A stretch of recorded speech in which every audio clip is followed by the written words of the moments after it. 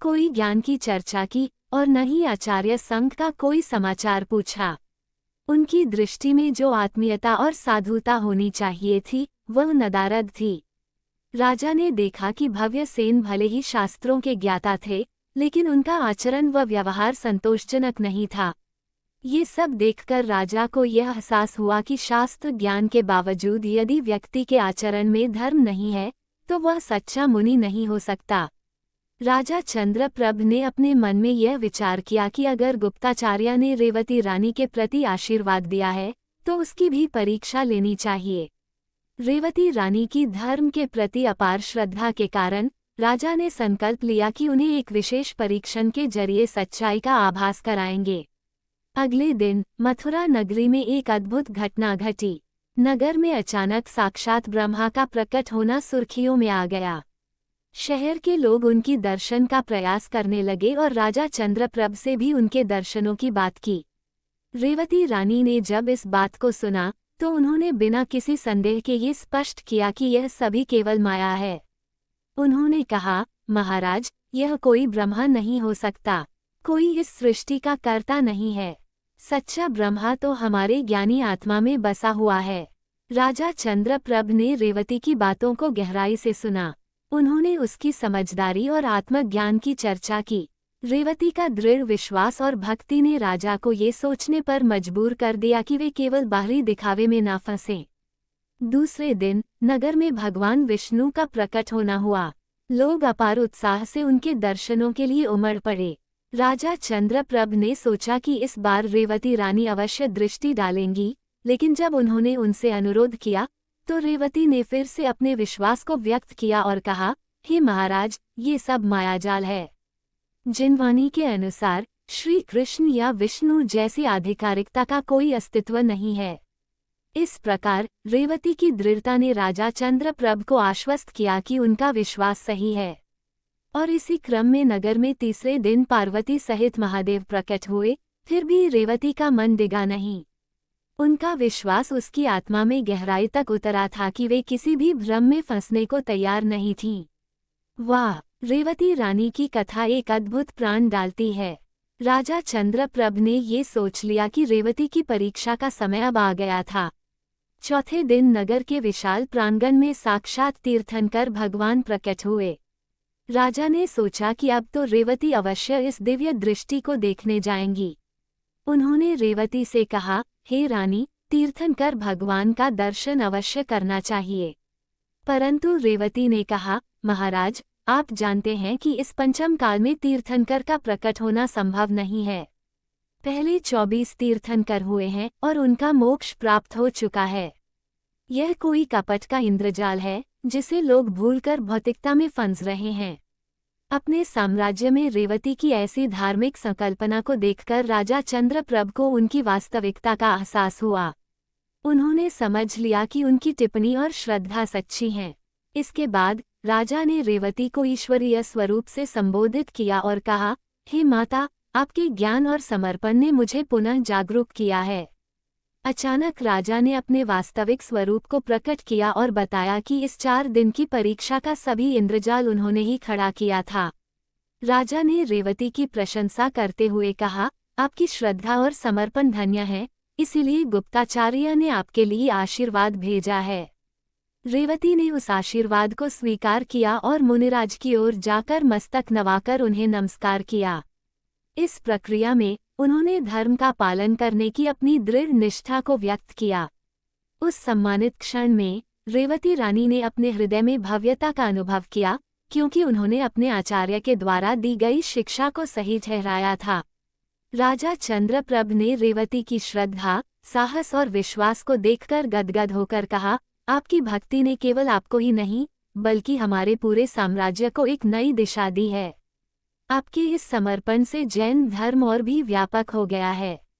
उन्होंने रेवती की महिमा का बखान करते हुए कहा, आपके जैसे समर्पित और ज्ञानवर्धक जीव इस संसार में अनमोल हैं और आपके द्वारा दिखाया गया मार्ग हमारे लिए एक अनमोल धरोहर है। इस प्रकार रेवती रानी ने न केवल अपनी व्यक्तिगत परीक्षा पास की, बल्कि उन्होंने अपने समस्त प्रजाजनों को भी धर्म के प्रति जागरूक किया। उनकी दृढ़ता ने मथुरा नगरी में एक बड़ा परिवर्तन ला दिया। नागरिकों ने जैन धर्म को अपनाना प्रारंभ किया और रेवती रानी की उपासना में उन्हें सच्ची भक्ति की अनुभूति हुई। राज्य में अनेक लोग रेवती की भक्ति को देखकर जैन धर्म के प्रति अग्रसर हुए। उन्होंने रेवती की तरह अपना भक्ति भाव प्रदर्शित किया और धर्म के सच्चे मार्ग पर चलने का संकल्प किया।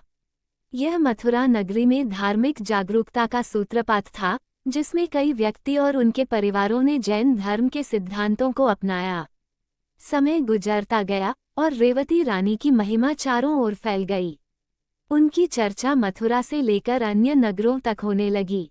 रेवती ने अपने जीवन में जो आध्यात्मिक ज्ञान हासिल किया था, उसे उन्होंने शेष जन में बांटने का भरसक प्रयास किया। उन्होंने मुनिराजों के संग सभा आयोजित की, जहां पर उन्होंने जैन धर्म की महत्वपूर्ण शिक्षाएं साझा कीं। जैन सिद्धांतों के अनुसार रेवती ने अपने साथियों को आत्मा के स्वरूप और उसके वास्तविक ज्ञान के बारे में समझाया।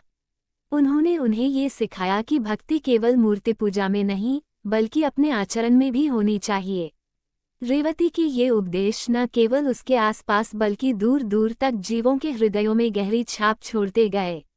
काशी, उज्जैन और कामाख्या जैसे दूरदराज के तीर्थस्थानों पर भी रेवती रानी की भक्ति की चर्चा होने लगी। लोग उनके विचारों से प्रेरित होकर धार्मिक अनुशासन का पालन करने लगे। जैन साधुओं का सम्मान बढ़ा और उनके प्रति आस्था में कमी नहीं आई। सम्राट ने रेवती की इस महिमा को ध्यान में रखते हुए उनके द्वारा स्थापित धार्मिक अनुष्ठानों और तरीकों को प्रोत्साहित किया। उन्होंने संकल्प लिया कि जैन धर्म को और अधिक विस्तार देने के लिए वे भी हर संभव प्रयास करेंगे। इस प्रकार रेवती रानी की मथुरा में जो धारा प्रवाहित हुई, उसने जैन धर्म को नया आरोहण दिया। समय के साथ साथ जैन धर्म की यात्रा न केवल भारत में बल्कि देश विदेश में फैली। रेवती रानी का नाम जैन धर्म की एक श्रेणी में अमर हो गया। लोगों ने उनकी भक्ति की प्रशंसा की और उनके मार्ग पर चलने की कोशिश की। उनकी प्रेरणा से अनेक लोगों ने अपने जीवन में धर्म को प्राथमिकता दी और अपने कृत्यों के प्रति सजग होना सीखा। रेवती रानी ने दिखाया कि भक्ति केवल शब्दों का खेल नहीं है, बल्कि यह आवश्यक है कि इसे जीवन में उतारा जाए। अंततः रेवती रानी की कहानी हमें ये सिखाती है कि सच्ची भक्ति, ज्ञान और श्रद्धा के माध्यम से हम न केवल अपने जीवन को सार्थक बना सकते हैं, बल्कि समाज में एक सकारात्मक परिवर्तन भी ला सकते हैं। उनकी कथा ये दर्शाती है कि जब हम अपने सिद्धांतों के प्रति अडिग रहते हैं, तो कठिनाइयां भी हमें रोक नहीं सकती। रेवती रानी ने ये साबित कर दिया कि आस्था, विवेक और आत्मसम्मान के साथ हम किसी भी परीक्षा में सफल हो सकते हैं। विश्वास और श्रद्धा का यह अद्भुत समागम रेवती के जीवन में एक ऐसा प्रेरक मोड़ लाया जिसे न केवल उन्होंने बल्कि उनके साम्राज्य ने भी महसूस किया। मथुरा नगरी में जैन धर्म की मान्यता और उसके सिद्धांतों का एक नया अध्याय आरंभ हुआ। रेवती रानी के शिक्षा और उनके व्यक्तित्व ने न केवल उन्हें बल्कि उनके समस्त समाज को एक नई दिशा दी। रेवती रानी का जीवन रहस्य और भक्ति का सामूहिक रूप था, जिसने दिखाया कि जब व्यक्ति अपनी आत्मा की सच्चाई को पहचानता है, तब उसे भौतिक दुनिया की पारंपरिकताओं से अधिक महत्वपूर्ण वस्तुओं पर विचार करने की प्रेरणा मिलती है। उनकी कथा जैन धर्म के अनुयायियों के लिए प्रेरणा स्रोत बन गई। रेवती रानी की भक्ति का जो प्रकाश मथुरा में फैला था, उसने धीरे धीरे देश के अन्य हिस्सों में भी अपनी रोशनी बिखेर दी। आत्मा के स्वरूप के प्रति जागरूकता, आत्मज्ञान और मोक्ष की चाह रखने वाले लोग रेवती रानी के चरणों में श्रद्धा से झुकने लगे। निर्धारित लक्ष्यों की पूर्ति के लिए राजा चंद्रप्रभ और रेवती रानी ने मिलकर अपने साम्राज्य में धार्मिक उत्सवों और जैन परंपराओं का आयोजन किया। इन आयोजनों ने समाज में जैन धर्म को सुदृढ़ करने का काम किया। रेवती रानी की प्रेरणा से अनेक धर्मार्थ संस्थाएं खोली गईं, जहां जैन सिद्धांतों का प्रचार प्रसार तथा शिक्षा दी जाने लगी। समय के साथ रेवती और राजा चंद्रप्रभ का नाम उन लोगों के लिए एक सांस्कृतिक धरोहर बन गया, जो सच्ची भक्ति और धर्म के मार्ग पर चलने के इच्छुक थे। रेवती ने दिखाया कि आत्मा की शुद्धता और दिव्यता सर्वोच्च होती है और इस राह पर चलकर हम अपने वास्तविक स्वरूप को पहचान सकते हैं। उनका जीवन एक अनंत उदाहरण है, जो हमें सिखाता है कि यदि हमें सच्चे मन से कुछ करने का संकल्प किया है, तो किसी भी बाधा को पार करना संभव है। रेवती रानी की भक्ति और ज्ञान का प्रताप अब शाश्वत रूप में मानवीय इतिहास के पन्नों में अंकित है।